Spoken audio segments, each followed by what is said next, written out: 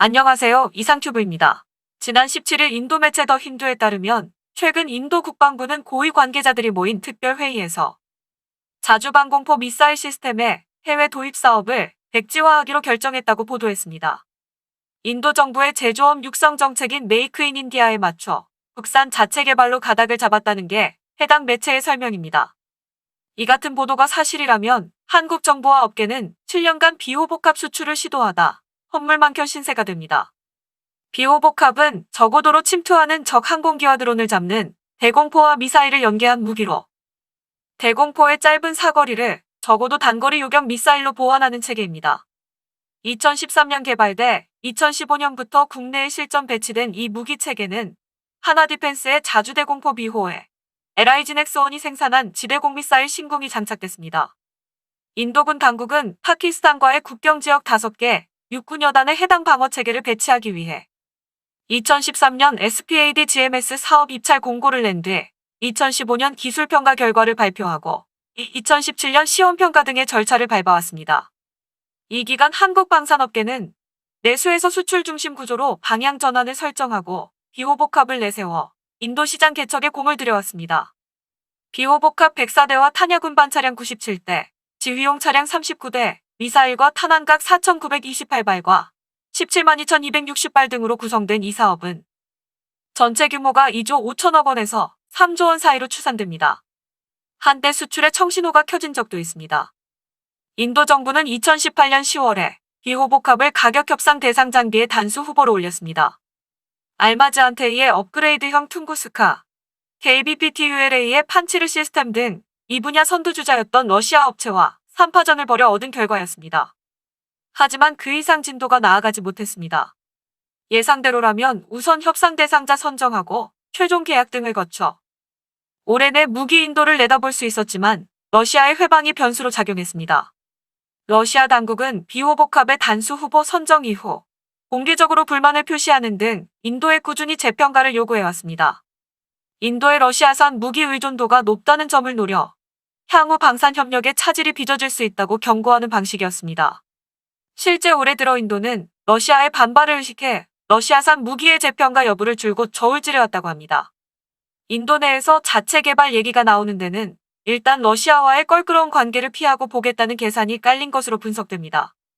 정부는 지난해 9월 서울에서 열린 서울안보대화에 아즈나트 싱인도 국방장관을 참가국 중 유일한 장관급 인사로 초청하고 국무총리 접견까지 한 바 있습니다. 정경두 국방부 장관은 지난해 초 장관 명의의 협조 요청 서한을 인도에 보냈고 지난 2월 인도에서 열린 디펙스포 2020에 참석하는 등 지원 사격을 아끼지 않았습니다. 세계 2위 무기 수입국인 인도를 한국 방산업계의 주요 수출 시장 반열에 올려놓겠다는 의지였습니다.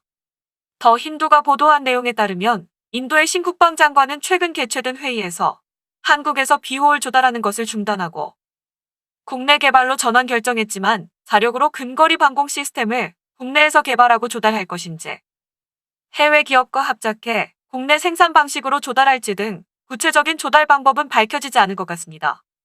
이번 정보가 맞는지는 경과를 좀 더 관찰할 필요가 있지만 인도가 최근 들어 국방 장비에 대한 정책을 변경한 것이 가장 큰 영향을 미친 것 같습니다.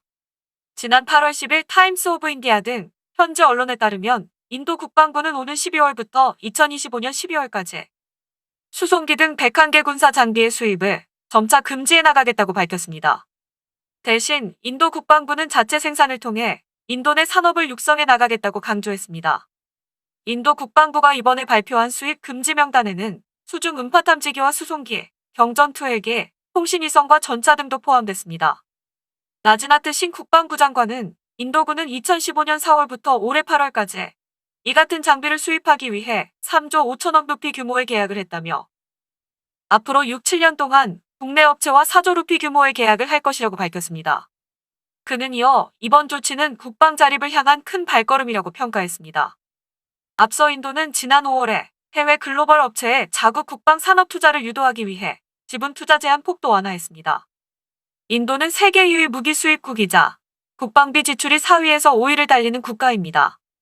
러시아와는 2018년 54억 3천만 달러 상당의 S-400 공급 계약을 체결했고 미국에서도 첨단 해상작전 헬기인 MH-60R 시호크 24대와 세계 최강의 공격 헬기로 평가받는 AH-64E 아파치 6대를 들여오기로 했고, 프랑스에서는 라팔 전투기 36대를 도입 중에 있습니다.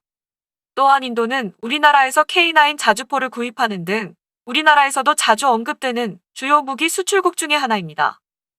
인도는 이처럼 첨단 무기 도입을 통해 국방력을 강화해왔지만 동시에 주요 무기 체계의 외국 의존도가 심해지고 있다는 문제점도 지적돼 왔습니다. 특히 인도는 최근 신종 코로나 바이러스 사태로 인해 경제에 큰 타격이 생기자 여러 대책을 동원해 자국 산업 육성에 힘쓰고 있습니다. 하지만 중국과 파키스탄의 분쟁 등 외부적 환경과 자국산 무기 개발 기간이 길다는 단점이 있어 인도가 근거리 방공 시스템을 국내 개발로 전환할지는 확실하지 않습니다. 오히려 우리나라에게 K9을 라이센스 받아 바지라를 생산하는 방식처럼 기호를 자국에서 생산하는 방식도 메이크 인 인디아라는 인도의 정책을 위반하지 않고 근거리 방공 시스템을 인도에서 생산하는 방식일 것입니다. 인도는 러시아의 눈치와 군수 산업을 통한 자국 경제 활성화라는 기치로 근거리 방공 시스템 해외 도입을 중단한다고 인도 언론이 보도했지만 인도를 둘러싼 외부 환경에 따라 기호의 수출 여부가 정해질 것으로 보입니다. 어쨌든 러시아의 개입만 없었다면 올해 비호의 수출이 시작되고 있었을 것입니다.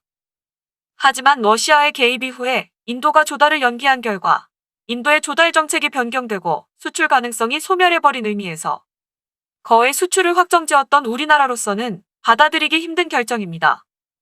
이상 마치겠습니다. 시청해주셔서 고맙습니다. 이상큐브였습니다.